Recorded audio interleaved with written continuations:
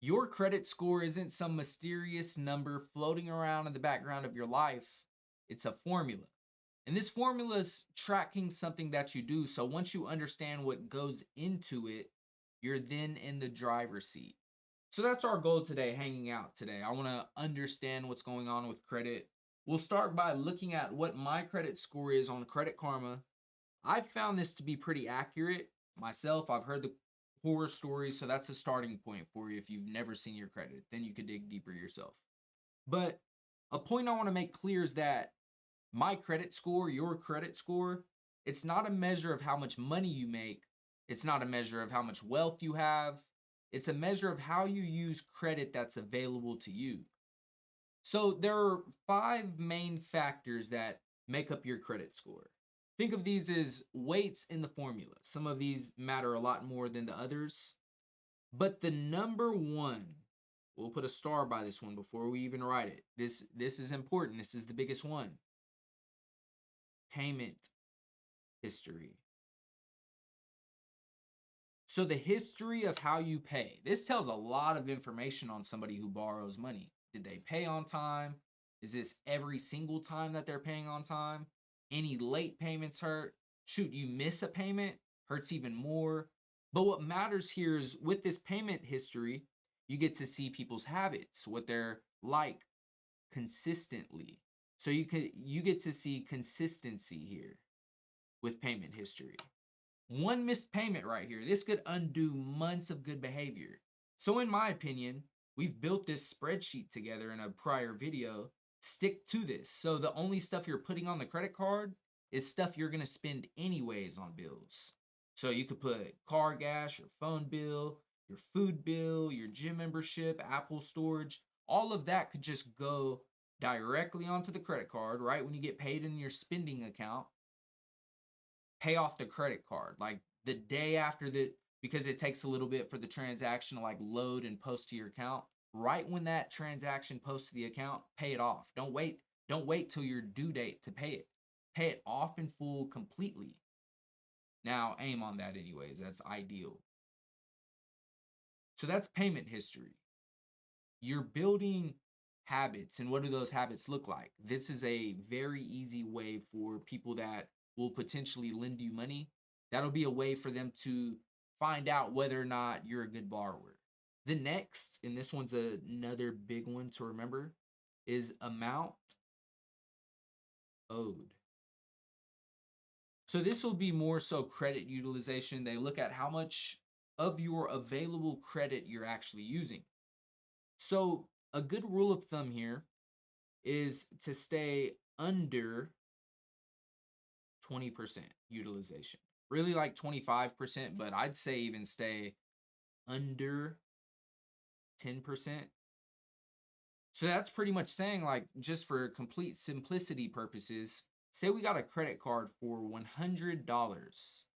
We want to stay under 10%. So we got to find out what 10% is. We'll multiply 100 by 0.10.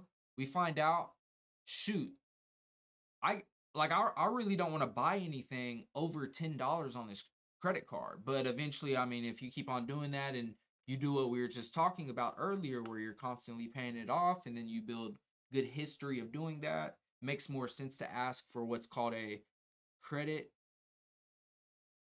limit increase. And then you got a good supporting base. You got this payment history.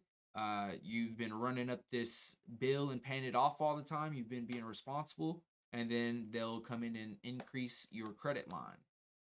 So then they also look at the length of your credit. So how long is this history? Because I mean, if you only got payment history for a couple of days, all right, big deal. Like that doesn't tell me very much. Versus if you've had it a very long time. So the longer you've shown behavior, the better. Makes sense, right? Older accounts help because they show time and consistency. It's back to the payment history again. More data, more proof. Time passes, builds trust. It just like happens like dominoes. And then the fourth factor for credit, if my pen will work, is new credit.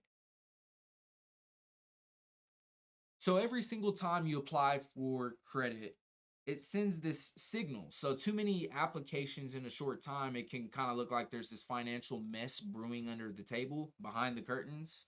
It kind of raises this red flag in a way. Now, don't get me wrong, that doesn't mean never go apply for credit because you don't want what's called the hard inquiries on your credit score. You really don't want more than two of these, but I mean, big deal, honestly. They'll work with you on these. So these aren't completely like terrible when you do have them. Sometimes they'll just kind of want to know what's going on with it because they don't want to, like, imagine somebody goes and applies for like three loans for 5,000 each and they don't have any credit. Like, all right, what's going on with this person? Like this is kind of crazy. We don't feel this. It's a little bit more risky. So then the fifth and final factor with credit is your credit mix. So we'll make a video going a little bit deeper into a few of the different types out there that show that you can really handle different obligations. There's revolving credit.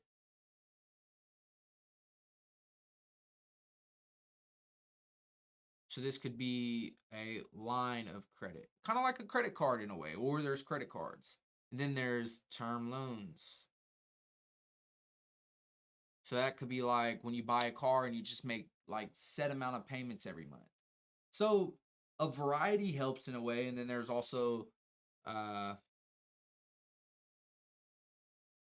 mortgages, usually the 30-year fixed, and a lot of people go conventional. But yeah, that's a different mix of types of loans that you could have or credit products. And then the more the better because then it like kind of shows you're balanced out. You know how to work with all of these other ones. But now let's talk about what your credit score is not affected by. So your income, that's one of the things that does not affect your credit score. We mentioned that. Your bank balances, that doesn't impact your credit score. Checking your own credit score doesn't impact it. Like I'm going on credit score and I'm like on Credit Karma and like looking at this doesn't impact my credit score when I do this.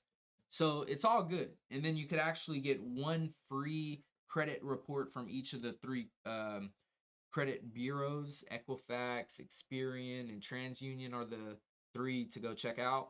But hard inquiries, when um, you're not going to get a hard inquiry by or a hard inquiry by checking your own score. Like usually that's a soft inquiry.